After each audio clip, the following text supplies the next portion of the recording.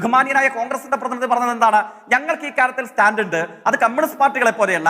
936 plenary സെഷനിൽ തന്നെ ടാഗോറിനെ സാക്ഷി നിർത്തി. അതൊക്കെ ഞാൻ പറഞ്ഞത് തന്നെയാണ്, അദ്ദേഹം ആവർത്തിച്ചു. എനിക്ക് അഭിപ്രായ വ്യത്യാസമില്ല. കോൺഗ്രസ് സ്റ്റാൻഡ് എടുത്തു. എന്നിട്ട് പറഞ്ഞു ഇപ്പോൾ സംഭവിച്ചത് പിഴവാണ് അല്ലേ? അത് എത്ര പിഴവാണ് ഇന്ന് സംഭവിച്ചത്?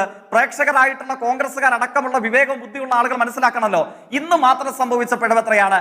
AICC ഓഫീസിൽ ഒരു പിഴവ്, കർണാടക സർക്കാരിന്റെ 2ാമത്തെ പിഴവ്, ഹിമാചൽ പ്രദേശ് സർക്കാരിന്റെ 3ാമത്തെ പിഴവ്, നമ്മുടെ സത്യപ്രതിജ്ഞ ചടങ്ങിൽ അല്പമാസങ്ങൾക്ക് പുറകിൽ വേറൊരു പിഴവ്, അതിനുശേഷം ഇന്ന് കേരളത്തിലെ സർക്കാരിന്റെ കീഴിലുള്ള ഫോറസ്റ്റ് ഓഫീസിൽ പുതിയൊരു പിഴവ്. ഈ പിഴവുകൾക്കെല്ലാം ഒറ്റ ദിവസം കൊണ്ട് ഇത്രയും പിഴവ് എങ്ങനെ ഉണ്ടാകുന്നു? കോൺഗ്രസ് നേതാവേ, പോട്ടെ, ഈ പിഴവുകൾ നടത്തിയ AICC ഓഫീസിലെ ഗായക സംഘം, കർണാടക ഗവൺമെന്റിന് നേതൃത്വം നൽകുന്ന DK ശിവകുമാർ, ഹിമാചൽ പ്രദേശിലെ മുഖ്യമന്ത്രിയായിട്ടുള്ള സുഖ്വിന്ദർ സിംഗ് സുഖു, നമ്മുടെ വനം മന്ത്രി, അതേപോലെ തന്നെ സത്യപ്രതിജ്ഞ ചടങ്ങിന് നേതൃത്വം നൽകിയിട്ടുള്ള കേരളത്തിലെ UDF ഗവൺമെന്റിന്റെ കീഴിലുള്ള ഉദ്യോഗസ്ഥ വൃന്ദം പിഴവുകൾ ചെയ്താൽ തെറ്റുതിരുത്തി നടപടിയെടുക്കുക എന്നുള്ളതല്ലേ നമുക്ക് എല്ലാവർക്കും ഗോപ്യമായ ഒരു മാർഗം?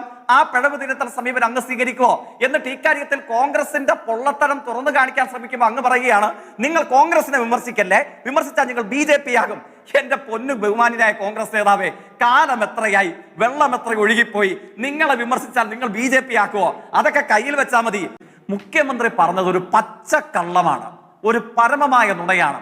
പ്രസിഡന്റ് ഒപ്പിട്ട് മാറിയ നിയമത്തിൽ ഇത് പൂർണ്ണമായി ആലപിക്കണമെന്ന് എവിടെയുമില്ല. കാരണം എന്താണ്? അദ്ദേഹം തുടർച്ചയിൽ വേണോ വേണ്ടയോ എന്ന് ചോദിച്ചപ്പോൾ വേണ്ടണം എന്ന് പറയുന്ന രീതി നമുക്ക് പാടില്ല.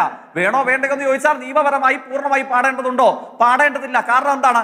ഇതിനേക്കാൾ വലിയ രവീന്ദ്രനാഥ് ടാഗോർ എഴുതിയ നാഷണൽ ആന്തം പാടണോ വേണ്ടതെന്ന് ചോദിച്ചപ്പോൾ ഇന്ത്യൻ സുപ്രീം കോടതി as per the Bijoy Emmanuel versus the state of കേരളയിൽ പറഞ്ഞത് മാൻഡേറ്ററി അല്ല, അഡ്വൈസറി ആണ്, നിങ്ങൾക്ക് നിർബന്ധമില്ല. പക്ഷെ എന്ത് ചെയ്യാൻ പാടില്ല?